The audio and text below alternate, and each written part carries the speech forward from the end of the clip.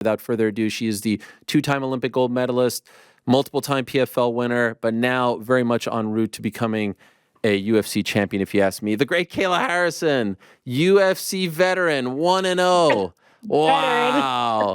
How are you?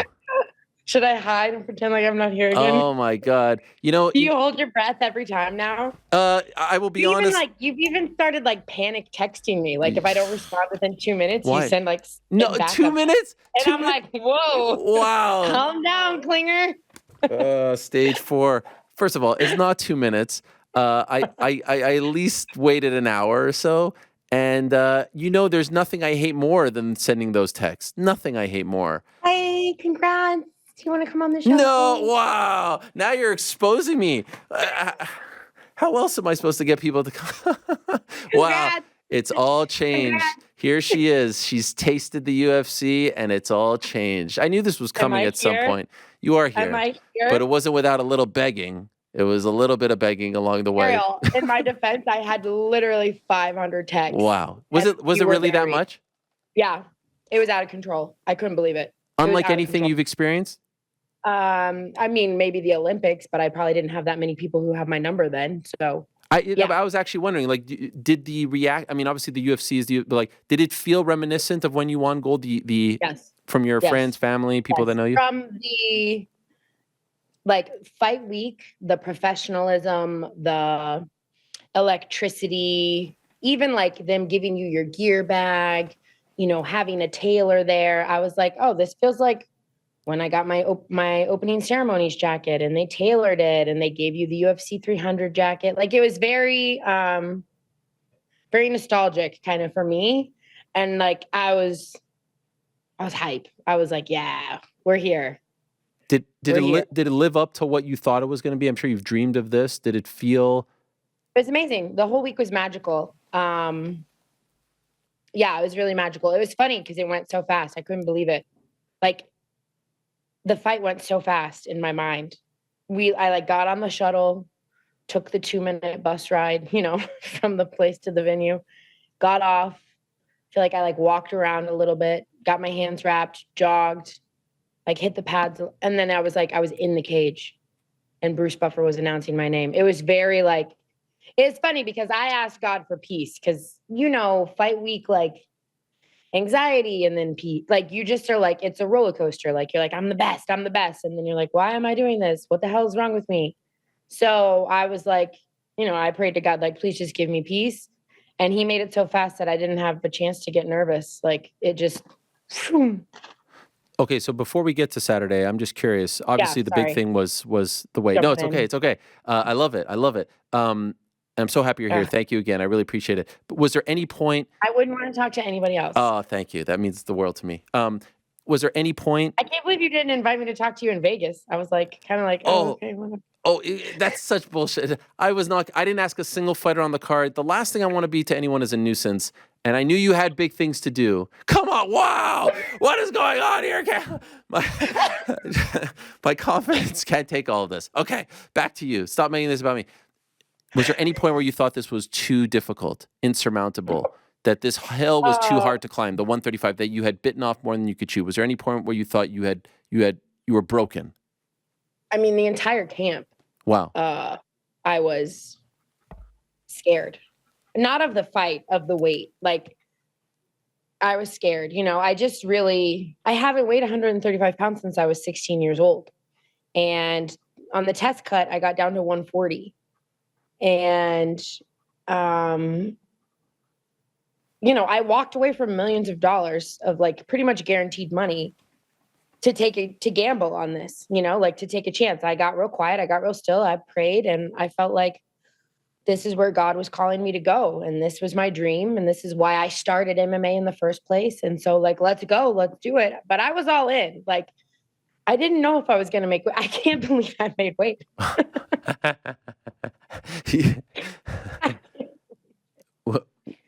When did you make weight? Friday morning. I got down to 137. Thursday night. Wow. And then I ate and drank a little bit. drank more than I was supposed to because Oh, I probably would have floated. But I was like, oh, I really want to sleep, so I'll drink a little bit. And then I woke up and I was still a pound over. So the last pound was pretty hard. The last pound was the hardest part for sure. how miserable was it? It sucked. Worse than you thought? The weight cut wasn't worse than I thought. Like, all in all, it wasn't as bad as I thought. It was just that last pound. Like, I didn't sleep good Thursday night. I was uncomfortable Yeah. in my body. And the last, like, it took a while to start sweating Friday morning. So then I was like getting nervous. But it was just mental, it's just mental. It's mental anguish. It's my weight coach, my weight cutting specialist, Eric, and Dara. Everybody was there. Like, they were all, Big Jim was there. Even I knew I didn't look good because Big Jim, who has watched me cry with like a broken arm and told me to shut up. Like, Uh-huh. at one point he was like, should we check her weight? Look, she's dying in there. And I was like, oh, I better turn away. Like, if Big Jim's worried about me, like, I must not look good. But I mean, it was fine. I'm fine. Is this something It's you just could do? mentally tough. Can you do this more than once? That's the big question, right? Doing it I'm once. gonna. Okay. In your mind, like now that you've done it, it's like you ask someone, I don't know, doing something incredible like giving birth. Like, you want to do this again? It was crazy. You want to do this again? So Yeah. you're down to do it again. Now that you've done it, you're Of course okay I with am. it. Okay. Of course I am. Of course I am. The first one, I didn't even know I was gonna make weight. Yeah. I didn't. That's That great. was a leap of faith. I signed that contract. But it's all working out how it's meant to work out. Now I'm gonna fight for a UFC title, and then I'm gonna draw back the GOAT, and then I will be the GOAT. Yes. And I'll ask you about that in a second, but I'm just curious. Friday afternoon, so at 4 for the ceremonials, and then Saturday for the fight. Could you tell me how much you know or think you weighed on Friday? Because you looked considerably different come Friday afternoon, and then Saturday you looked even better. Well, So the rehydration process, in my opinion, is the most important part of why I have these professionals. Like, I mean, I was very disciplined for 12 weeks and stuck to this plan and walked 6 extra miles a day. And I was biking, swimming, or walking, an hour and a half a day and doing all the calories and the water loading, drinking 2 gallons a day for the last 5 days. But the rehydration process, like, I wanted to like chug, and he was like, take this, sip, sip, sip. So I had like the first rehydration shake, then the second, then the third, then the fourth, but only sipping. And so I didn't even eat my first meal after I made weight for like a couple hours. And I was like, this is some horse shit. Like, somebody give me some food. But it's also the body can like absorb back what it's lost, basically. And I don't know what I weighed at Friday, but Saturday morning I was 154 pounds. wow. And then by the time I got to the venue, I think I was, with my clothes on, 160, like Wow. with my shoes and stuff on their scale. So like we talked about in the past, you have been on big stages before, but in the locker room, how are the nerves? I wasn't too nervous. I was excited. I mean, I was like, it was good. They put all the ATT people in a room. I had like a little sign. I had my own little cupcake. I was like, oh wow. I enjoyed the experience. I really did. Okay, so then the fight happens. It starts. She Yeah. clinches very early on. What are you thinking? I was not thinking. Yeah. Like, kind of just went to, instinct kicks in. I did not expect that. I really was not. I mean, for 12 weeks, I was not expecting that. I'll tell you that. We thought maybe later in the fight, if I did damage and she was tired, that she might engage in the clinch. But I expected for the first round for me to have to be chasing her and like trying to cut the cage off and being patient. And I mean, I spent 10 weeks chasing this kid, Hudson, around the cage at ATT. So I was surprised. And then she fucking reversed me too. I was like, oh, don't fuck this up. Get up. But no, I kept calm, kept composed. I really, but that surprised me. Yeah. Yeah. I don't know, just wondering, like, were you disappointed? Just knowing the competitor that you are, were you disappointed you didn't get a first round finish? I feel like you wanted something. Yes. Okay, that's what. Yeah. Just because if I got a first round knockout or TKO, I got to do a power slap to Mike Brown at the gym. That was a thing. On the line. Yeah. And second round, nothing. Because we went into the PI one day, and the bags are there. Yeah. And I keep wham, and we look over, and there's a power slapper, and he's in there training for the power slap. Wow, he's practicing. And I was like, yeah, I was practicing, and I was like, Mike, can I slap you one time? He was like, if you get a knockout, and I was like, bet, it's on. So if I had gotten a first round knockout or TKO with my elbows, I would have gotten to slap him, but not meant to be for now. What compelled you to ask her to pray with you and to embrace her like that afterwards? I don't know. I think God compelled me to, I guess. I don't know. I'm just really grateful, and I'm in a really beautiful place in my life, mentally, physically, spiritually. And I'm super grateful for Holly Holm. You know, she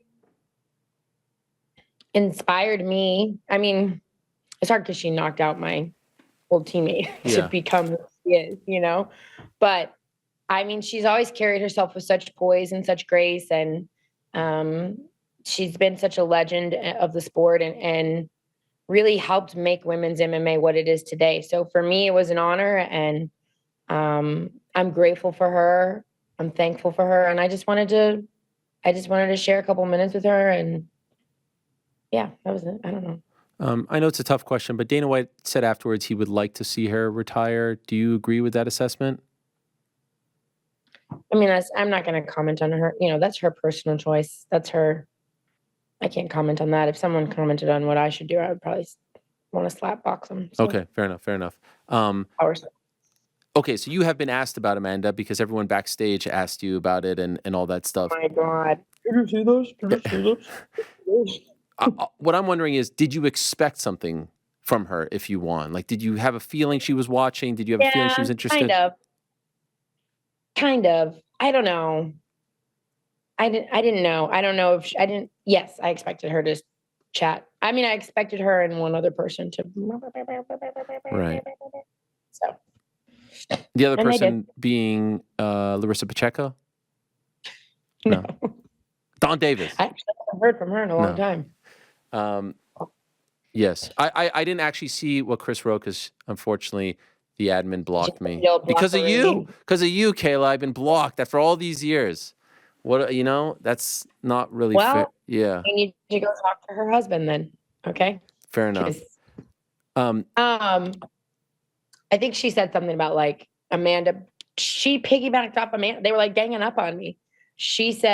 Amanda said Shama, and then was like, why didn't you say my name? I guess.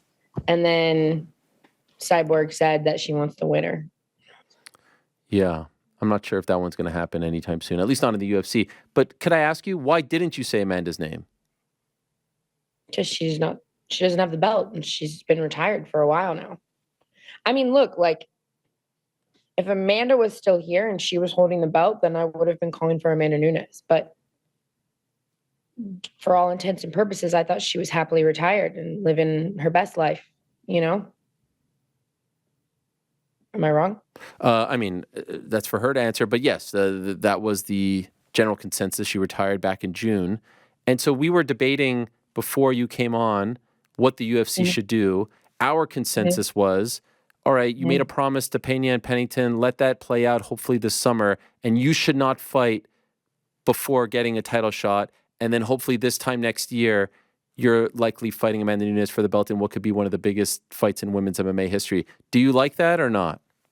Yeah, but I heard that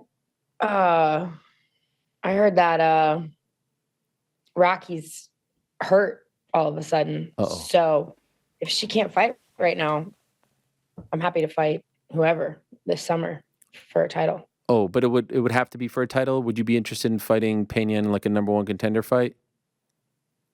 Why not just an interim title then? And then I'll unify it, and then I'll fight Amanda. Okay. And when you say this summer, like obviously you had 12 or so weeks to prepare for this, realistically to go through this again, How soon could you fight? I mean, if it's for a title, I will make myself available. Like, you think June 29th, or is that too soon? I would love that. Oh, wow. Because on Saturday, I feel like you said it was too soon. Fuck it. Fuck it. My time is now. So what are you feeling? What are you feeling? You're feeling June 29th interim title fight, you versus Pena? I like the sound of that. Do you? I love it. Yes. I like it. I like You it just too. Let's go! Yeah! Wow. And you versus Pena would be some good shit talking leading up to it. I mean, there would be some good shit talking from me. Yes. Wow. Do you know what the injury is with Pennington? I don't know. No. Okay. Are you saying this with like a little bit of inside info? Like, do you? No. How would I have inside info? I'm the new girl. You know, I'm the new you're the kid. belle of the ball. They tell you I'm everything. the new kid on the block. You got I the. don't know anything. Come on. All right. Can I ask, for those that may not, be so familiar, what would you say is the root of the issue or relationship between you and Amanda? Why do you think she did that? Why is there, she's not on the team anymore. And I think you're part of the reason, maybe not the full reason, but part of the reason why she's not on the team ATT anymore. So what is the story that is going to be told here? I don't know. I mean, I think that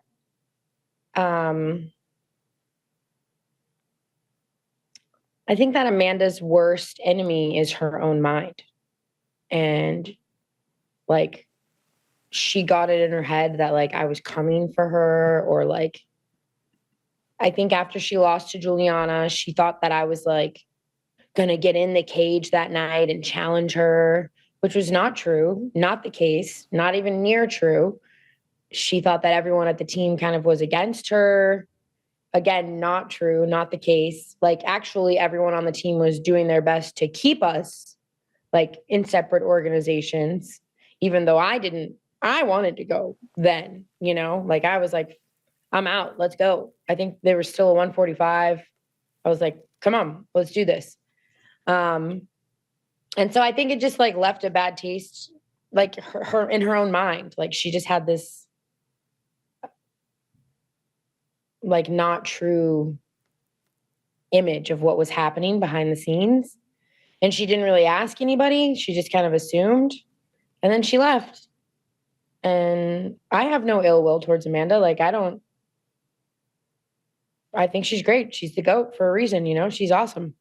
I don't think that the bad mouthing that she's done about my team is fair or appropriate. And I don't respect that. And I have personal beef with that. But other than that. Man, this will be so good. What a fight. Mm-hmm. Oh my gosh, it would be gigantic. Do you think in your heart it happens? Do you believe it happens?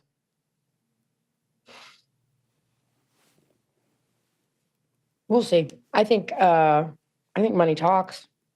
So it could happen. For you or for her? No, for her. Okay. You're content though. You feel taken care of. You're happy. I'm about yeah.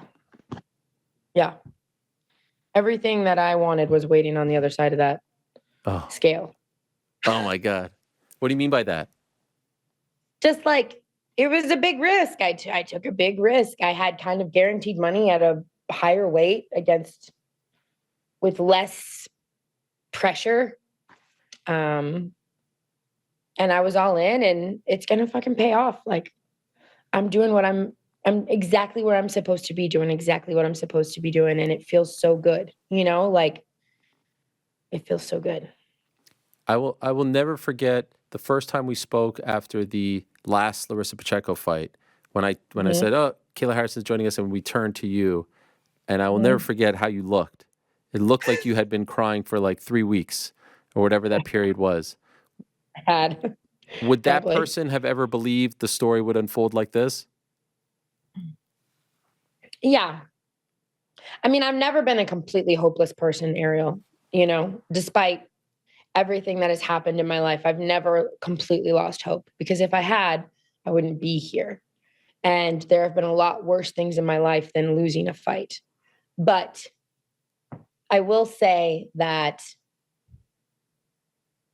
it feels really, really good to finally be here. Like, I was not certain that, oh my goodness, who keeps calling? Oh, it's probably UFC to offer you the fight. They heard the promo. Let's do it. I was not, okay, stop ringing. Sorry. I was not certain that that I would ever get here. I didn't know if this, I just didn't know. I didn't see a clear path, and there was a lot of diversions and a lot of twists and turns, and I had a loss, and like there was a lot of shit that happened in my personal life and in my professional life. And I just keep trying to do the next right thing, you know? I think that's all any of us can do in this world. Like, we just keep doing the best we can. Like, you just keep putting one foot in front of the other. You just keep taking one more little step. You just keep trying, like, do it a little bit different this time. Okay, a little bit more. Okay, a little bit more. And when you do that, it doesn't happen overnight, but like eventually beautiful things come together. And before you know it, you're living a life that you never even dreamed of. And I keep doing, like, I keep waking up and thinking that, you know, even like during this whole camp, there were a lot of moments where, you know, cutting to 135 pounds was a very difficult process, and changing my body structure, basically, you know, like losing a ton of fat, losing muscle. And I spent a lot of time alone. Like, I spent heat acclimation, getting ready to sit in a sauna. Listen, I have like PTSD from saunas. I had a lot of trauma from it being a child, being locked in saunas, like bad things happened to me. Like, I had a lot. So like, I'm sitting in a sauna 3 days a week by myself, you know, for 2 30-minute sessions. I had a lot of time alone, walking 6 miles a day, or biking for 90 minutes, or swimming. And I got to sit with my thoughts, and I got to really reflect back on my life. And what an amazing journey it's all been. Like, if I never do anything else in my life, like, my life is beautiful, and I'm so grateful for all of it. The highs, the lows, the ups, the downs, my 2 beautiful kids. Like, I just can't believe, I can't believe it. I can't believe it sometimes. And it just keeps getting better. And I just keep trying to do the next right thing, you know? That's it. That's all we can do. You're an inspiration. I'm so happy for you. Congratulations. Thank you for Thank you, my coming friend. on. And I can't wait to see how this story continues to unfold. For now, though, well done. I really am happy. I'm delighted for you, truly. And it was amazing to see you on that stage, the superstar that you are. So thank you. Was it cool? Did I look cool? You I fit have to in. watch the fight. You fit Did I in, look like? and you look like a star. Yeah, you look like a How was freaking my interview? Was it okay? everything. I even tweeted, I feel like a great promo is coming in. People thought that I had written the promo for you, and I didn't. I had nothing to do with anything. I can't even get you to text me back. As if you could write my promos. I've written some of the best. Check yourself before you wreck yourself, Kayla. I've written some of the greatest promos in the history of the sport. Okay, so just like, I know you're new. I know you're new. What would you have said? UFC 187, Daniel Cormier. Okay, look it up. Okay, I wrote that thing for him. Okay, all right, go look it up. Look right it up. now. It's one of the all-time greats. Will. All right. What I would have said was, Amanda Nunes, get your shit together. I'm waiting for you, and then I would have walked off. Put your work boots on, baby, and get back in the gym, because it's time to go. Yeah, that would have been good. I mean, I don't know. I just didn't think I don't know. I thought she was like off in Brazil, like frolicking somewhere. So. We have Armin Tsarukyan standing by, so I don't want to rush you, but he also had a big win. So much love, and thank you, and we'll talk to you soon. Armin as well. Yes. Okay. Bye. Bye-bye. There she is, Kayla Harrison, high on life, doing her thing. Thanks for watching. We appreciate it very much. Hey, if you like this video, give us the old thumbs up. Subscribe as well. You could get many more of these videos on the channel, so please do that. We would love you forever if you did so.